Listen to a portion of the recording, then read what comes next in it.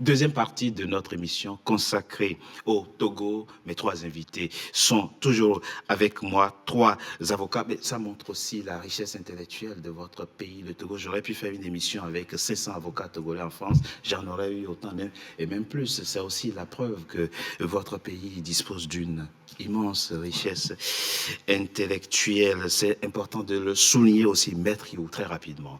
Vous vouliez revenir sur la relecture demandée ce 29 mars par le président de la République. Et ça vous pose aussi problème, cette demande de relecture. Oui, parce que ça n'a pas de sens de demander une relecture. Mon confrère vient de le dire.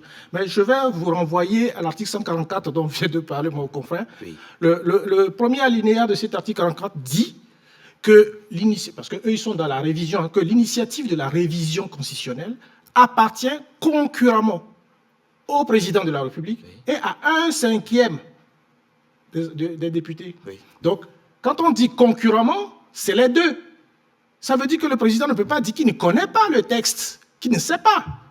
Et qu'il faut. Parce que tout à l'heure, on a dit. Non, ça veut dire que le président de la. Enfin, l'exécutif peut être à l'initiative des lois. Oui. Comme le législatif peut aussi être à l'initiative des lois. C'est pour une révision constitutionnelle. D'accord. L'initiative de la révision, parce que dans la révision, l'initiative de la révision appartient concurremment au président de la République et à 1/5 des députés. Ça veut dire que pour faire une révision, le président doit être associé au texte. Pourquoi on veut changer? Pourquoi on fait une révision? C'est ce que ça veut dire. Donc, on ne peut pas nous dire aujourd'hui qu'il ignore.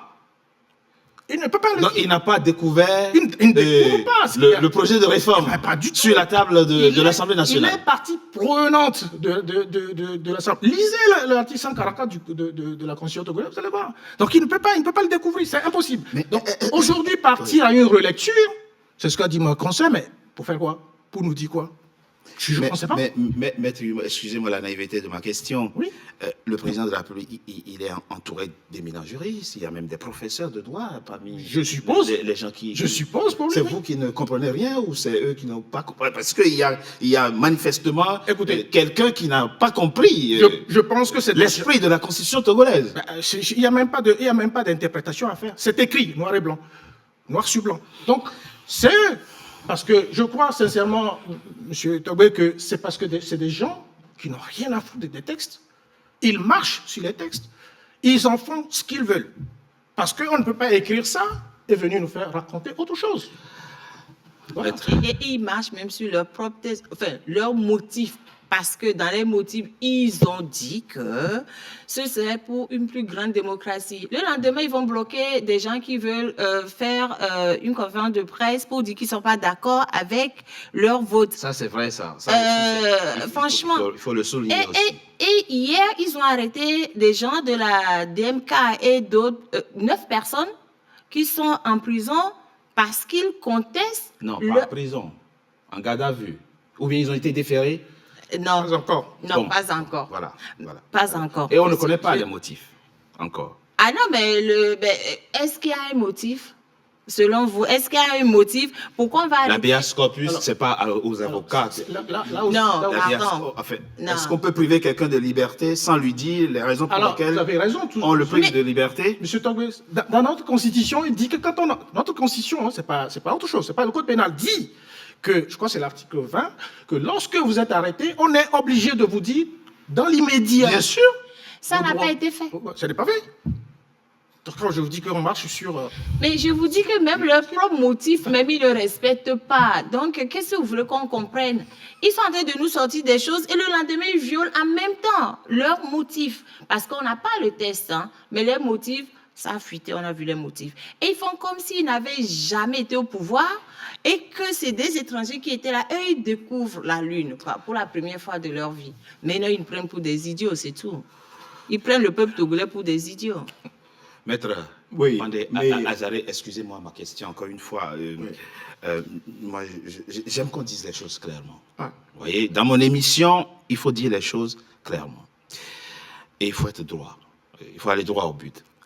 Qu'est-ce qui véritablement pose problème? Si le président de la République actuelle du Togo s'appelait un certain Agbeyome Kodjo ou Jean-Pierre Fabre ou Azaré, Onzé, et que ce projet de réforme arrive sur la table de l'Assemblée nationale, est-ce que ça aurait suscité autant de tollé? Oui. Si ce projet de loi arrivait Oui.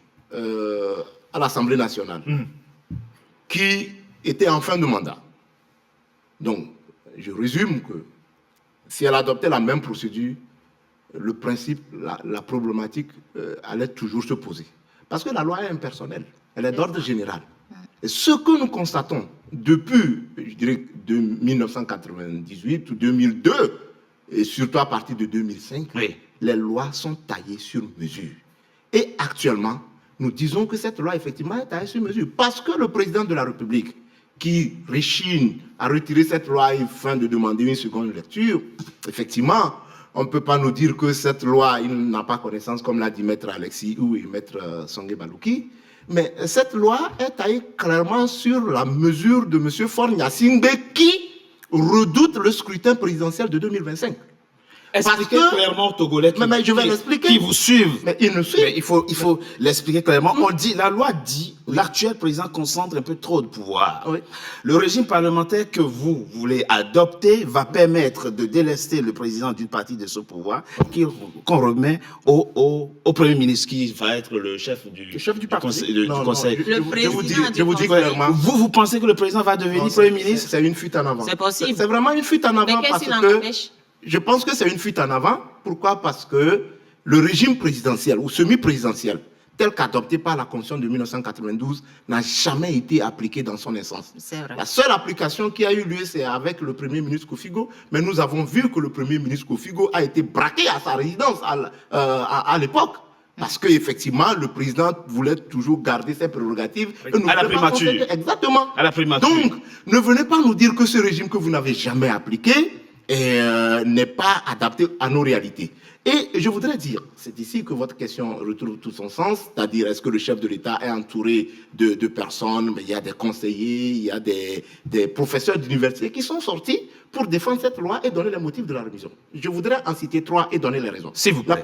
Le premier motif, ils disent que les élections présidentielles au Togo sont chrysogènes, c'est-à-dire qu'il y a des crises à la suite des élections présidentielles. Je dis faux. C'est parce que ils ne veulent pas que les élections soient transparentes. Ils ne les organisent pas selon les normes et standards internationaux, que ces élections sont chrysogènes. Deuxième on point. ne peut pas.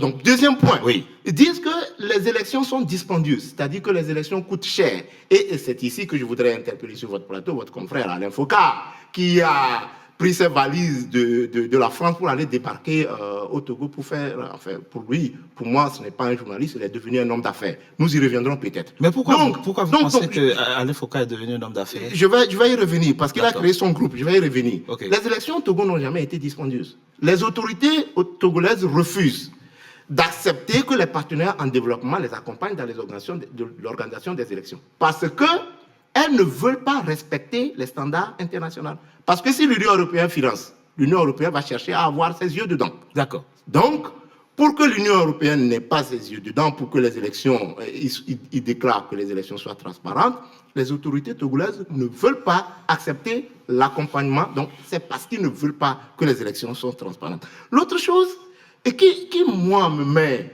en toute ébullition, oui, c'est qu'on nous dise que le suffrage universel ou le régime présidentiel n'est pas adapté aux réalités africaines. Non, je pense quand même que... Et le Sénégal vient de démontrer au même moment tout à fait le contraire avec l'élection de Bassirou Diomaye Faye au suffrage universel. C'est vrai. Donc, le Libéria avant le Sénégal. Donc on ne peut pas nous dire que l'élection présidentielle ou le régime présidentiel n'est pas adapté aux réalités africaines. Et c'est là que j'interpelle une fois encore sur ce plateau M. Alain Foucault, qui, après 30 ans de service, a débarqué au Togo. Je dis que ce monsieur, il est d'une dangerosité extrême pour le Togo. Parce que c'est lui qui, dans des émissions précédentes, a dit que les élections sont coûteuses au Togo. Et ça transparaître dans l'exposé des motifs ou bien dans les motifs que les professeurs d'université sont sortis pour essayer d'expliquer aux Togolais. Je termine par là. Est-ce que vous ne donnez pas à mon confrère Non. et né à Je ne l'EFOCA vais pas trop m'occuper de lui. plus de pouvoir qu'il n'en Je a? ne vais pas trop m'occuper de lui, mais il est dans le cercle de ceux qui ont orchestré cette modification. Et ça, il faut pas se voiler la face. Je ne vais pas trop lui accorder trop de valeur, mais dire que le régime présidentiel n'est pas adapté au régime présidentiel, je pense qu'il faut opposer une fausseté catégorique parce que, et je termine par là si vous permettez, ceux qui disent qu'il faut un régime parlementaire, quelle étude ils ont fait du régime présidentiel au Togo? Les professeurs d'université qui sont sortis sur les médias, je rappelle qu'eux, ils sont du gouvernement. Pourquoi les députés qui ont voté cette loi ne sont pas sortis pour expliquer les motifs et que c'est les professeurs d'université qui sortent, excusez-moi, comme des griots pour soutenir un test dont ils n'avaient même pas connaissance? Et ça, c'est clair. Quand vous les entendez parler sur le plateau de la télévision togolaise, ils nageaient dans les théories générales du droit, ils invoquaient les théories, mais sans les rapporter à la réalité. Quel professeur peut nous dire aujourd'hui qu'il a mené des études sur le régime semi-présidentiel au Togo, tel qu'appliqué, adopté depuis 1992 jusqu'à ce jour, et qu'il tire les conclusions claires que ce régime n'est pas adapté aux réalités togolaises? Mieux, je termine par là, l'exemple qu'on invoque pour dire que le panafricanisme, ou tenter d'opposer le panafricanisme à la démocratie, on nous cite l'exemple de l'Allemagne, l'exemple de la Grande-Bretagne, mais ces pays ne sont pas les pays africains. Vous voyez comment c'est un peu idiot? C'est pourquoi nous disons que on veut tout simplement quelqu'un qui a peur du suffrage universel, qui est Faure Gnassingbé, qui sait qu'en 2020, cette expérience lui est restée gravée à la mémoire, surtout en 2020. D'abord, en 2015 et en 2010, il n'a jamais eu le suffrage comme en 2005, mais en 2020, c'est resté dans sa tête. Donc, il ne peut pas continuer par maintenir le principe de son élection au suffrage universel alors qu'il redoute le suffrage universel. Et donc, pour nous, mais Monsieur le Président, on lui demande tout simplement, vous n'avez pas à demander une seconde relecture. Vous n'avez qu'à retirer purement et simplement cette loi. Restituons les choses dans leur exactitude et dans leur rigueur. Dites-nous.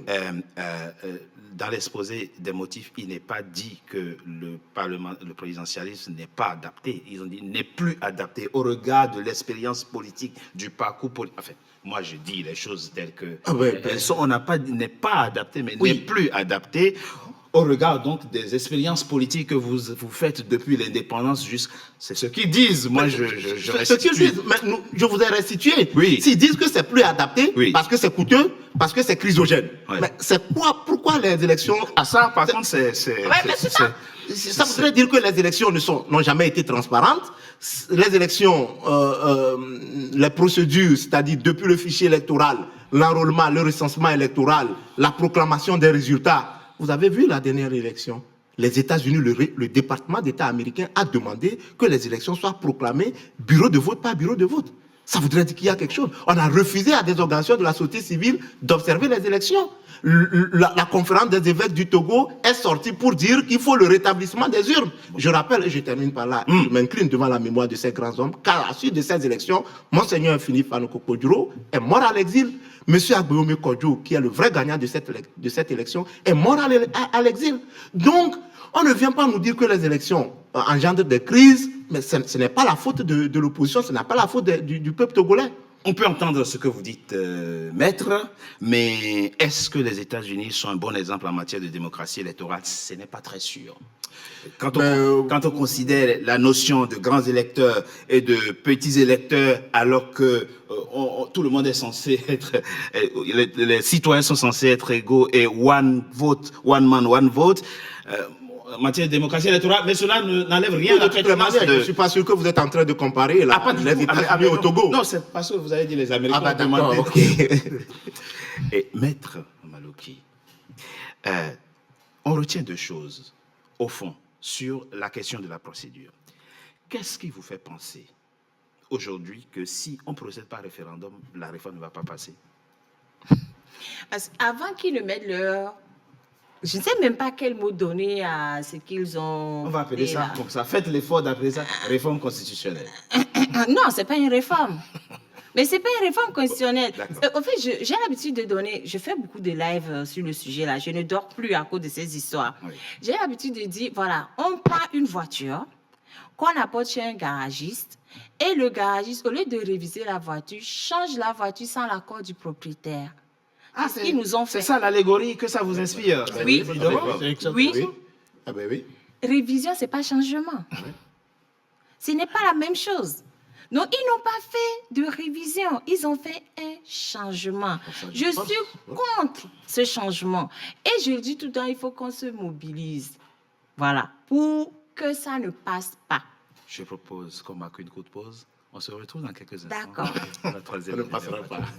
pas. À tout de suite.